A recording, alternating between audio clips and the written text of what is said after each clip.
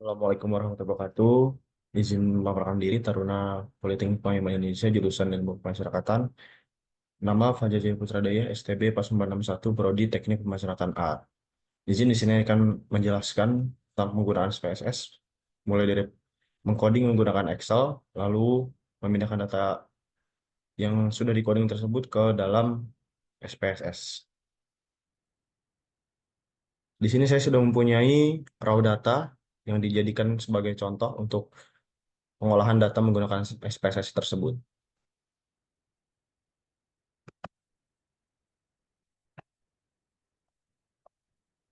Di sini terlihat jelas dalam raw data ini terdapat jenis kelamin, usia, vonis, pendidikan, kasus pembinaan, dan juga X dan Y. X di sini eh, sebagai pengaruh religiualitas dan juga Y-nya itu yaitu eh, kontrol diri narapidana di lapas.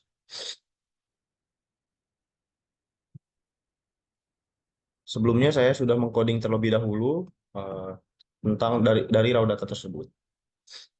Untuk cara pengcodingannya yaitu kita membuat tabel baru untuk coding di sebelah tabel Y ini. Di sini pertama kita mengcoding yaitu jenis kelamin. Jenis kelamin di sini laki-laki. Namun di sini hanya terdapat satu jenis kelamin saja yaitu laki-laki semua. Lalu usia. Bagaimana saya bisa menemukan ada banyak kelasnya 9 dan juga panjang kelasnya seperti ini. Yang saya gunakan yaitu ada rumus 1 ditambah 3,3 lalu dikalikan dengan log jumlah datanya. Di sini jumlah datanya terdapat 189 data. Lalu saya menghitung, ditemukan eh, banyak kelasnya yaitu 9. Lalu di sini panjang kelasnya, saya menggunakan nilai tertinggi, nilai tertinggi dari kolomnya. Saya di sini kolom usia berarti saya nilai tertinggi dari usia, lalu nilai terendah dari usia. Bagaimana saya bisa menemukan nilai tertinggi dan nilai terendah dari banyaknya data ini? Di sini saya menggunakan rumus max. Jadi kita menggunakan rumus max. Ditemukan nilai tertingginya yaitu 60 dan nilai terendahnya sama menggunakan rumus min.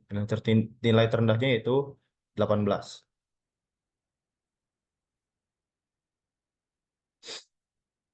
Setelah itu dikalikan dengan hasil dari banyak kelas yang tadi.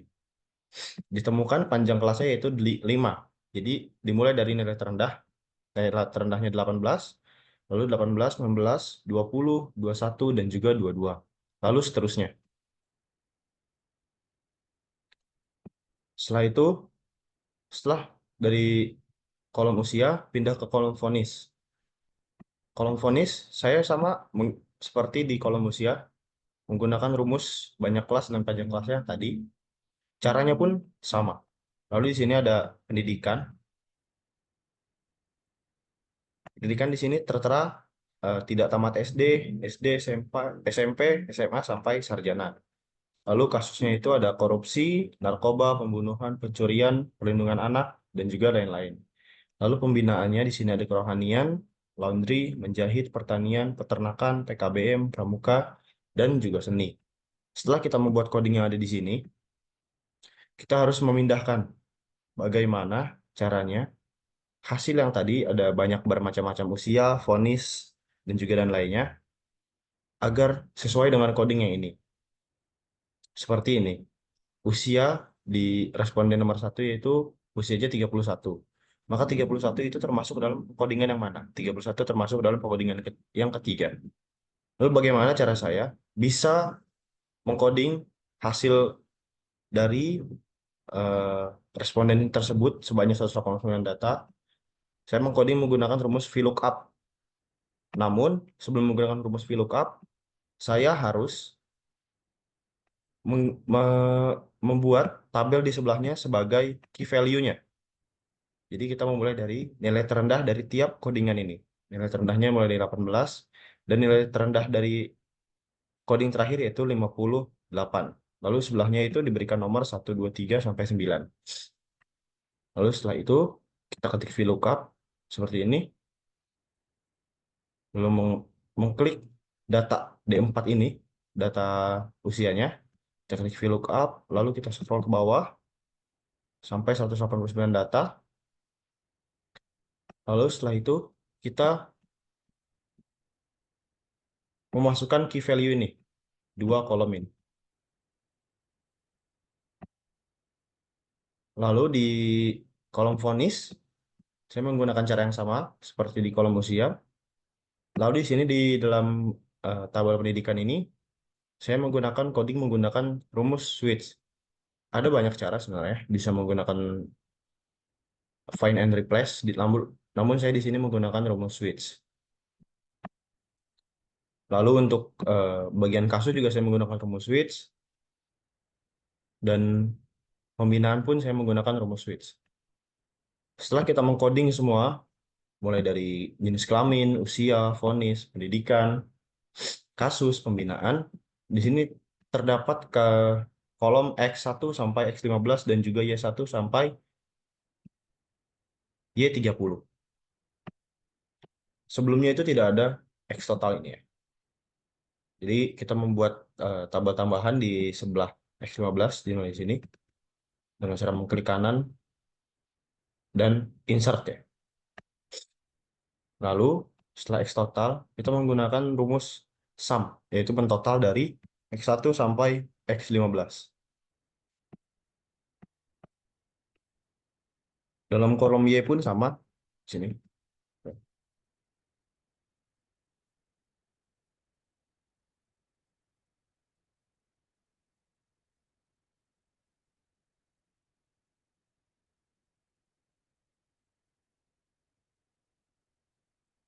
Dalam kolom Y pun sama, kita menggunakan rumus sum juga, rumus sum. Setelah kita mengcoding semua yang ada di sini, lalu kita harus membuka aplikasi SPSS. Oke, SPSS.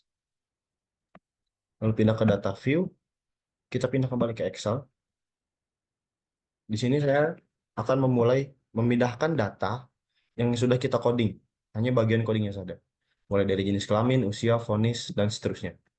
Kita mulai dari jenis kelamin.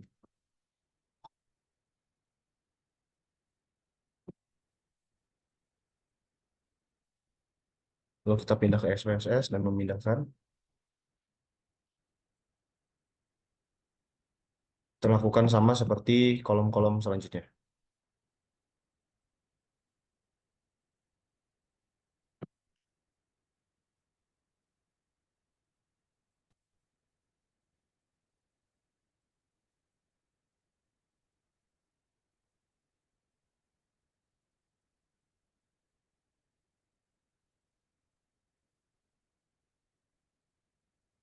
Sebenarnya bisa lebih mudah, bisa lebih cepat bahkan. Eh, dengan cara membuat kita di sheet lain kita bisa membuat yang baru dengan hasil yang sudah di-coding. Namun di sini saya hanya menjelaskan saja agar lebih mudah terlihat.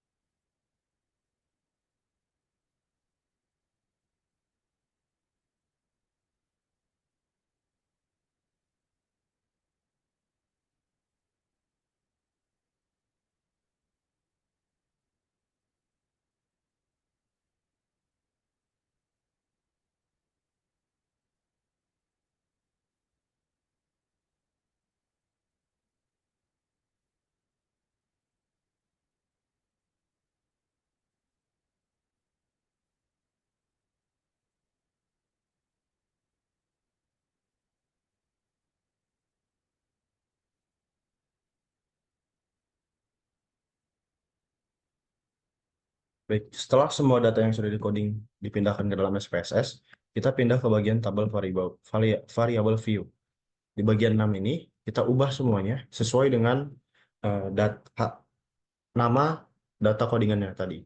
Tadi yang pertama yaitu jenis kelamin bisa kita singkat sebagai JK. Lalu kedua itu tadi ada usia, vonis, pendidikan.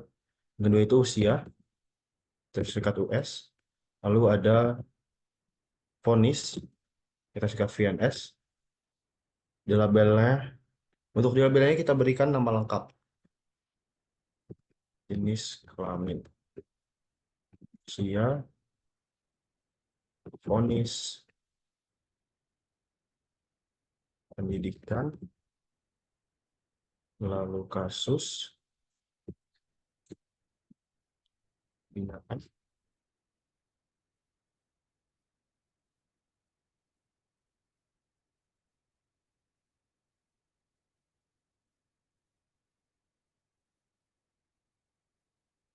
Bagian nama ini kita singkat saja. PDK, KSS, PBN, XT, dan YT. Setelah kita mengubah nama dan label desibelnya kita ubah menjadi 0. Kenapa kita harus berubah menjadi 0? Karena awalnya itu di sini masih dalam bentuk desimal dan koma 1,0, 3,0, dapat koma 0. Nah, kita ubah ke kosong agar tidak menjadi desimal. Jadi menjadi 1 dan 3. Kita ubah semuanya menjadi kosong.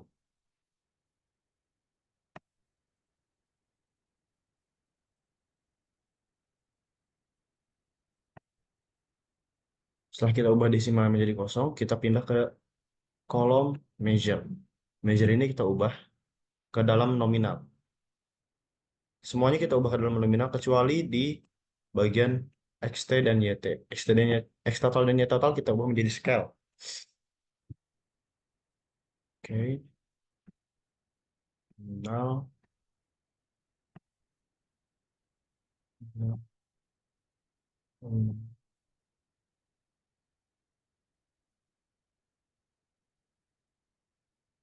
Kita melakukan ubahan seperti ini.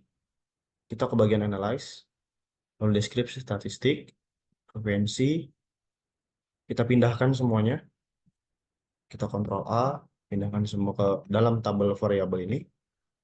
Namun X total dan Y totalnya nanti. Oke, setelah ini semuanya sudah, lalu kita masuk ke oke langsung saja. Langsung kita klik oke. Lalu keluar hasil output seperti ini. Mulai jadi jenis kelamin, usia, vonis, pendidikan, kasus, pembinaan. Kita pindahkan, pencet frekuensi, lalu kita copy. Lalu setelah kita copy dari frekuensi tabel ini, kita pindahkan ke dalam Word. Lalu setelah kita copy, kita silang saja. Kita lanjut ke bagian analyze, kembali ke deskripsi statistik, frekuensi, lalu data yang di sebelah variabel ini kita pindahkan ke sebelah lagi. Lalu X total dan Y total kita pindahkan dalam variabel. Lalu kita pilih statistik. Setelah itu kita di sini ada total ada 6 kita checklist yaitu min, mode, median, minimum, maksimum, standard deviation. Kita klik continue. Lalu di frekuensi tabelnya tidak usah. Kita klik OK. Oke, keluar hasil seperti ini, statistik. Ini juga sama, kita copy, lalu kita pindahkan ke Word. Setelah itu, kita silang saja. Sekarang kita akan memulai regresinya, yaitu kita klik Analyze, kita ke Regression, kita pilih Linear. Nah, di sini kan terlihat jelas, ada banyak seperti yang tadi. Untuk dependen kita isi Y total, independennya kita isi X total, X total. Lalu kita pilih Save. Setelah itu kita checklist di bagian ini, Unstandarized. Lalu kita continue, lalu kita klik OK. Di sini ada banyak tabel, namun yang kita pakai hanya tabel model summary dan ANOVA. Jadi dua tabel ini kita copy ke dalam Word yang tadi, ANOVA dan juga model summary. Setelah registrasinya selesai, kita akan menggunakan one case sample. Bagaimana caranya? Kita kembali ke analyze lagi, kita ke non-parametric test, pilih legacy dialog, bukan one sample ini ya, kita pilih legacy dialog, lalu kita pilih one sample case. Di sini terlihat semua variabel, mulai dari jenis kelamin, usia, vonis, pendidikan. Oh iya, sorry. Setelah kita melakukan tadi regresi, di sini ada tabel baru yaitu res. Oke, pastikan ini muncul saat melakukan regresi karena tabel inilah yang akan kita gunakan untuk one case sample. Jadi kembali kita ke analyze, non-parametric test, legacy dialogs, one sample case. Kita scroll ke bawah. Nah, di sini ada standardized residual. Inilah yang kita gunakan untuk one case sample. Ini kita pindahkan ke text variable list. Setelah itu langsung saja kita pencet OK. Maka keluar hasil dari one sample Kolmogorov-Smirnov test ini. Tabel inilah yang kita gunakan untuk hasil dari one sample case tadi. Ini kita copy, kita pindahkan ke dalam Word tadi.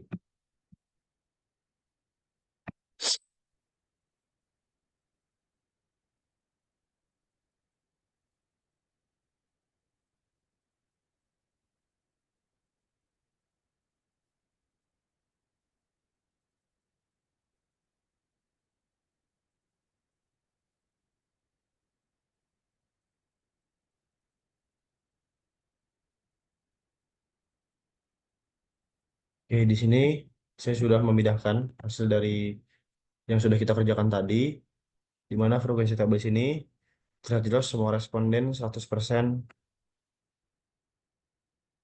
eh, dengan kode 1, karena tadi laki-laki total ya. Lalu di usianya, di sini usia tersebar cukup merata dengan kelompok terbanyaknya ada di kode 8 dengan total 28 responden dengan presentasi 14,8%. Dan yang paling sedikit itu ada di kode 9 ya, dengan 11 responden dengan presentasi 5,8%. Lalu di tabel vonis, di sini vonis terbanyak ada di kode 5, yaitu 31 responden dengan presentasi 16,4%. Lalu yang paling sedikit itu ada di kode 9 dengan presentase 5,8%, yaitu 11 responden. Lalu di tabel pendidikan terbanyak ada di kode 3 dan juga 4. Dengan masing-masing total itu 41 responden dengan presentasi 21,7%. Lalu kategori kasus terbanyak itu ada di kode 6, yaitu 42 responden dengan persentase 22,2%. Lalu eh, kategori terdahnya terdapat di kode 5 dengan 23 responden dengan persentase 12,2%. Lalu pembinaan terbanyak ada di kode 5 dengan 30 responden dengan 15,9%, dan juga terendah ada di kode 7 dengan 17 responden dengan persentase 9%.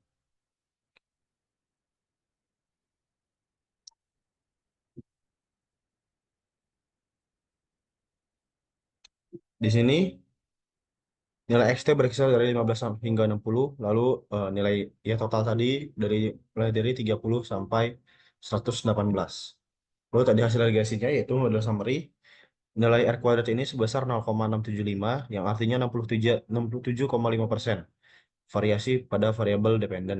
Dapat dijelaskan oleh variabel dependen yang termasuk kategori kuat, di mana X total berkontribusi besar dalam mempengaruhi Y total. Lalu ANOVA-nya, di sini nilai F sebesar 388,561 dengan signifikansi p-value-nya itu